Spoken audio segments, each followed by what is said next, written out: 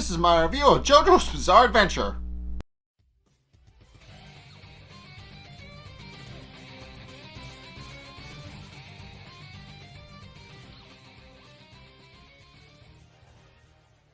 Okay, so this episode of JoJo's is a little bit different from some of the other episodes that we've seen up to this point, because in this episode, JoJo's Bizarre Adventure temporarily changes genres. So normally JoJo's Bizarre Adventure is classified as a shonen adventure anime, and for the most part that's exactly what it is. But in this episode it actually temporarily changes genres to get to a gambling anime, which is a little bit different in that it's more of a battle of wits, and there's always risk involved. So this episode is exactly like one of those animes. So at the beginning of the episode, the Joestar Group has been looking around for Dio's mansion, but are unable to actually get any information using the spirit photographs he's taken. But while they're in a bar, they actually meet up with a man named Daniel Darby, a gambler who decides to tell them information about Dio's mansion if they can beat him in a game. If they can beat him in a wager, that he will give them information. And sure enough, he demonstrates this by taking 2 pieces of smoked salmon that are on the table, throwing them out into the sun, and asking Polnareff to bet which one the cat on the nearby wall will go and pick up first. And Polnareff bets the smart decision that it'll go for the big one first and then the smaller one, and sure enough picks the right piece of salmon. However, what Darby fails to mention is that it's his cat, and sure enough it picks Darby's piece first, then goes for Polnareff's and walks away. At which point, Polnareff loses the wager, which happens to be his soul, which is initially brushed off by Polnareff, but then it's revealed that Darby is actually a stand user and one of the Egypt 9 glory gods. At which point he uses his stand to steal Polnareff's soul and turns it into a poker chip. So Darby reveals how his stand works. He reveals that his stand has the ability to steal souls and is named Osiris, but his stand itself actually can't steal souls unless the person possessing the soul is willing to give up their soul. So he decided to use gambling as his primary means of attack. And sure enough, he is a very good gambler. Case in point, he outfoxed several people many years ago and won every last one of their souls and uses them as part of his collection. So Avenel is notably very adamantly upset about the fact that Polnareff is basically functionally dead, but realizes that he can't beat him up or he'll make a scene. So at which point Joseph decides to gamble, using a game he invented to try and get Darby to lose.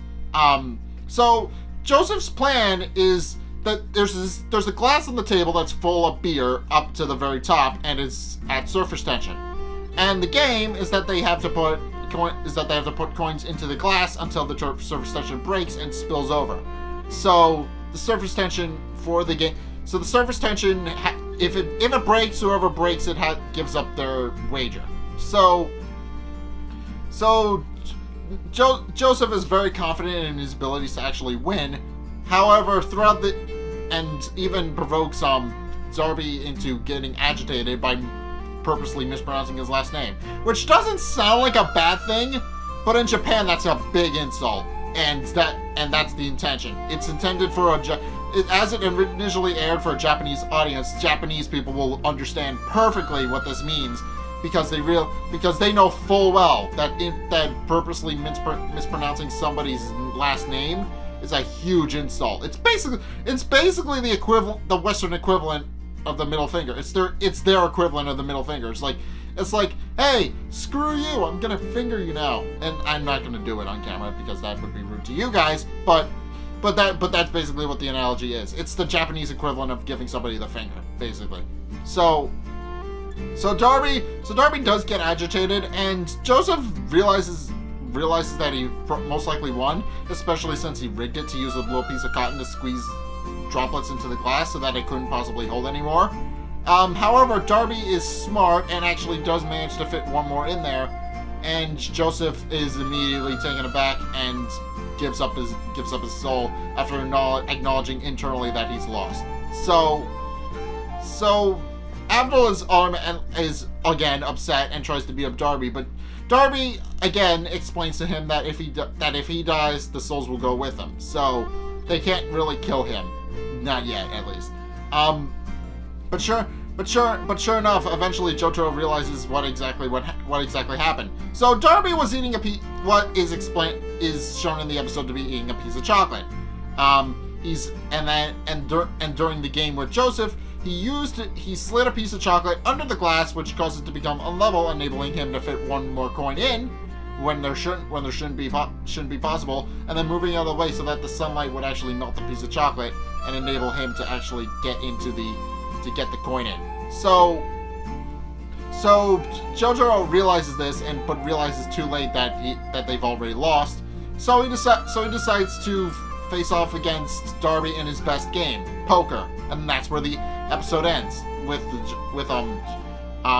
Jotaro betting his soul. So yeah, as I said, this episode temporarily turns the show into a gambling anime, because the thing about gambling anime is that there's always risk.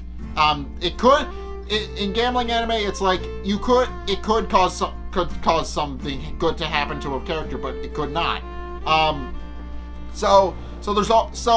In the show, there's always risks. Something can always happen to the main character, but it could always not.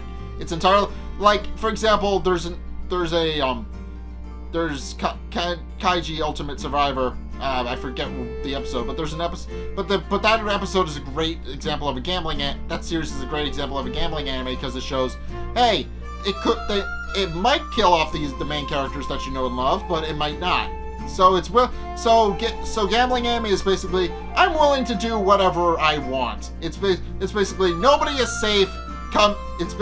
Nobody is safe. You gotta be careful. You gotta be careful with your wagers, or otherwise, because anybody is liable to get hurt in one of these shows. So yeah, the gambling anime aspect is interesting. It's not so much a battle of strength, but a battle of wits, and it becomes a very different show. Because the thing about gambling anime, as I said, is that there's always risks for every character involved in a gambling anime. It's very different. It's very different that way. So it's not so much a battle of strength as it is a battle of wits. It's not about who's stronger. It's about who's actually going to outsmart the other one and win this game.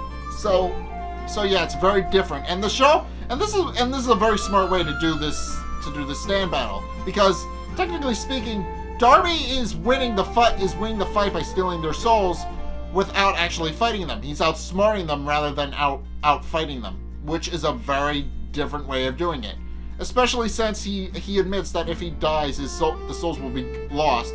So he takes a different approach at actually beating people. So yeah, with that, this episode is very different from other episodes in the series, and then there's also the second half of this episode, which I'm going to be reviewing next week. But it's interesting. I like the idea. I like the idea of them just kind of switching genres temporarily and sticking the landing. It works into the themes of the show really well, because it's a stand that doesn't have any offensive capabilities. But so it's up to Darby to have to outsmart his enemies rather than outfight them. And that's a very interesting premise for the show to take. And I like that. So, yeah, that's my review on JoJo's Bizarre Adventure. If you enjoyed, be sure to like, comment, and subscribe. Also, be sure to follow me on Facebook and on Twitter in the description below. And also check out my Patreon in the description below as well, if you guys want to help support the show. It's only a couple bucks a month. It really helps me out, and you guys get access to a bunch of cool perks that are my way saying thanks, so be sure to check those out in the description below as well. But in any case, thank you guys so much for watching, and until next time, I will see you guys in the next video. Peace!